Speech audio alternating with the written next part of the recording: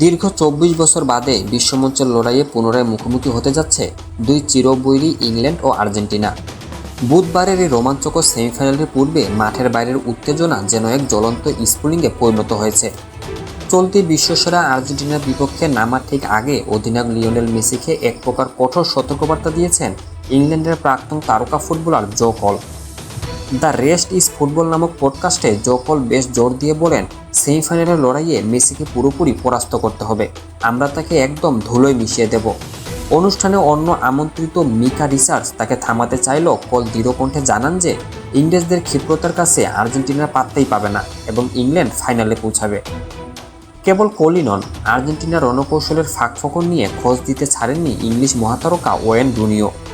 ডিফেন্সে মেসির নিষ্ক্রিয়তার বিষয়টি উল্লেখ করে রুনি জানান, মেসি রক্ষণভাগকে সাপোর্ট দিতে পেছনে নেমে আসে না। সেমিফাইনালের মতো লড়াইয়ে জুড বেলিংহাম কিংবা হ্যারি কেনের নিয়ে প্রত্যেককে নিচে নেমে ডিফেন্ড করতে হবে। অবশ্য মেসিকে নিয়ে সাবধান করতে ভোলেননি রুনি। অল্প সুযোগ কাজে লাগিয়ে এই জাদুকরের জাল কাঁপানোর দক্ষতার দরুন ইংলিশ ডিফেন্ডারদের গোটা ৯০ মিনিট সর্বোচ্চ সতর্ক থাকার তাগিদ দিয়েছেন তিনি। এই কথার লড়াই বুধবারের মূল ম্যাচে কেমন প্রভাব ফেলবে, কিংবা মেসির আর্জেন্টিনা নাকি কলের হুঙ্কার দেওয়া ইংল্যান্ড শেষ হাসি হাসবে, তা দেখার অপেক্ষা রয়েছে গোটা ফুটবল বিশ্ব।